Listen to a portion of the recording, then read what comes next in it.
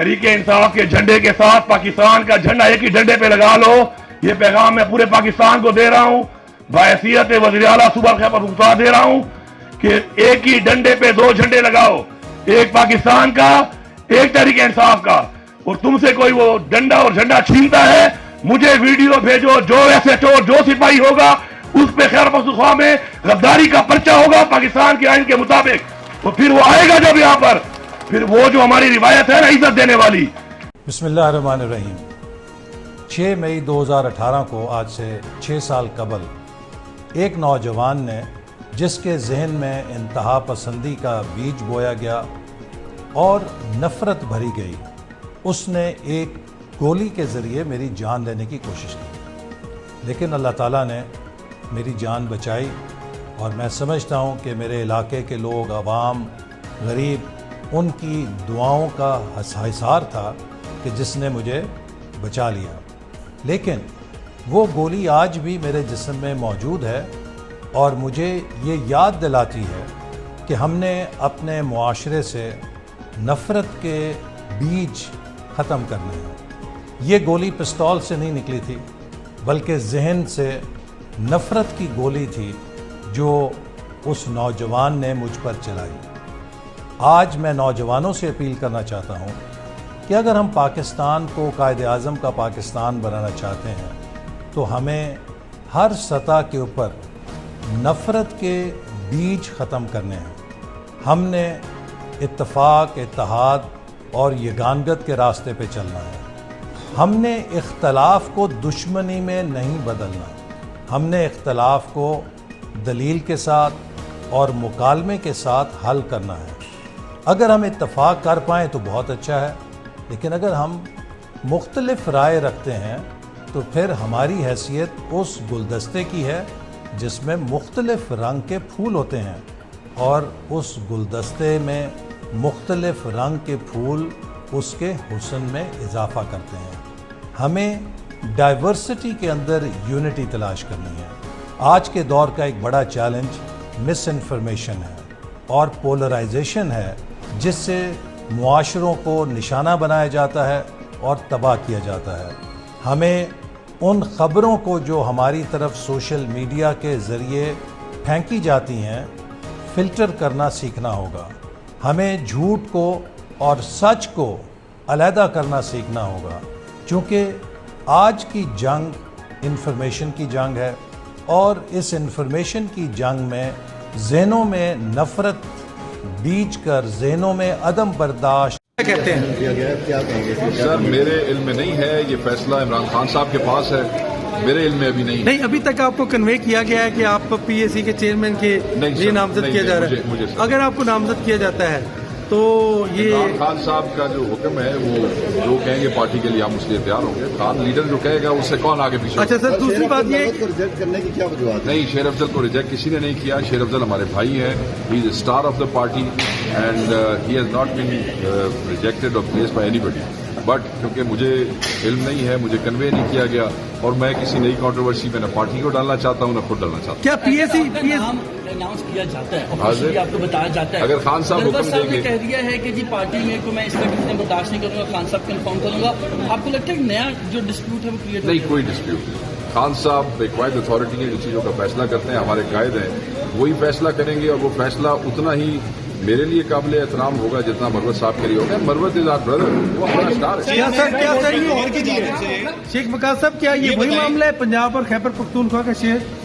Sir क्या ये वही मामला है कि पंजाब को भी नहीं, इस किस्म का कोई मामला नहीं है। खैबर पख्तूनख्वा जो है वो वहाँ हमारी गवर्नमेंट है, वहाँ हमारे ऑलरेडी गवर्नमेंट हमारी इंस्टॉल्ड है, ऐसा कोई मामला नहीं है। इसमें कोई डिवीजन खुदाना ये बताइएगा कि हम चाहते हैं ना पार्टी ये मैसेज, लेकिन सर जो वोटिंग हुई है उसके बारे में आपको पता चल गया? मेरे इल्म में नहीं। वकास साहब ये बताएं कि देखिए, हमारे खान साहब बड़ा वाज़ेह कह चुके हैं कि वो पता मक्का वाला मॉडल के लिए वो ऑलरेडी अपनी पार्टी को कन्वे कर चुके हैं। इंतकाम नहीं, जो भी चेयरमैन PAC बने उसको इस्लाह करनी चाहिए और पिछली गवर्नमेंट जो कुछ करके गई है उसको देखना चाहिए। शेख साहब ये बताएं कि बानी चेयरमैन ने पहले भी नामजद देखिए, किया मैंने था। कहा ये फर्ज होगा जो भी PAC चेयरमैन बने कि वो सारी चीजों को देखें और आपके साथ बैठ के देखेंगे। अच्छा शेख साहब ये बताएं कि पहले भी बानी चेयरमैन ने ये नाम दिया था, क्योंकि चेयरमैन बैरिस्टर गौर ने आगे कि वो वज़रा جو پشاور سے باہر رہتے ہیں لیکن ان کو کابینہ کے اجلاس میں یا اپنی سرکاری مصروفیات کی وجہ سے پشاور میں وقت گزارنا پڑتا ہے، اور جن کے پشاور میں گھر نہیں ہیں، ان کے پاس اپنی رہائش نہیں ہے، ان کو 2 لاکھ روپے ماہوار گھر کی کرائے کی مد میں دیے جائیں گے۔ اس میں یہ کنڈیشن ہے، شرط ہے کہ وہ لوگ مارکیٹ میں 2 لاکھ روپے تک گھر کرائے پر لیں گے، اور اس کی ادائیگی جو ہے وہ حکومت کرے گی۔ اس گھر کی جو بجلی اور گیس کے اخراجات ہیں وہ بھی اسی 2 لاکھ روپے میں ہی دیے جائیں گے، اور کرایہ بھی اسی میں دیا جائے گا۔ اس میں ایک انتہائی اہم عنصر یہ ہے کہ ماضی میں 2014 میں 70,000 روپے فی کس کے حساب سے کرائے کی مد میں دیے گئے، اور یہ ان لوگوں کو جو سرکاری گھر میں رہائش پذیر تھے ان سے یہ 70,000 روپے تنخواہ میں کاٹے جاتے تھے، اور جو اپنے لیے کرائے پہ گھر کا بندوبست کرتے تھے وہ 70,000 روپے کیش لیتے تھے۔ 2024 میں چونکہ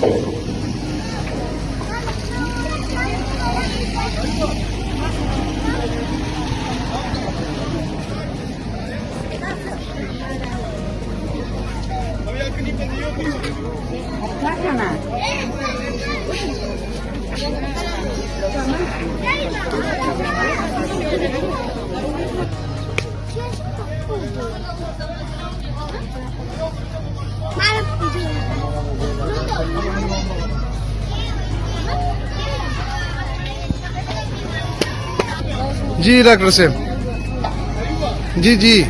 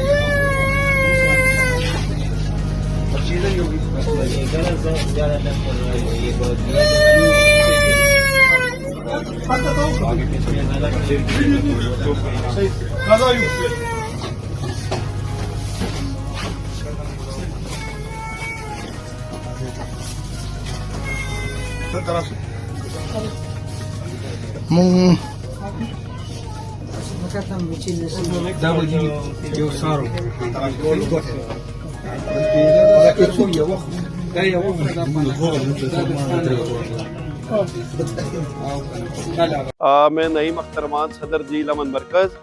میں انتہائی مشکور ہوں آئی جی صاحب کا اور سی ٹی او اسلام آباد کا، اور جنہوں نے آج یہاں پہ ایک وین ہمارے لیے بھیجی ہے جو لوگوں کے لائسنس رینیو بھی کرے گی اور انشاءاللہ نئے لائسنس بھی بنیں گے۔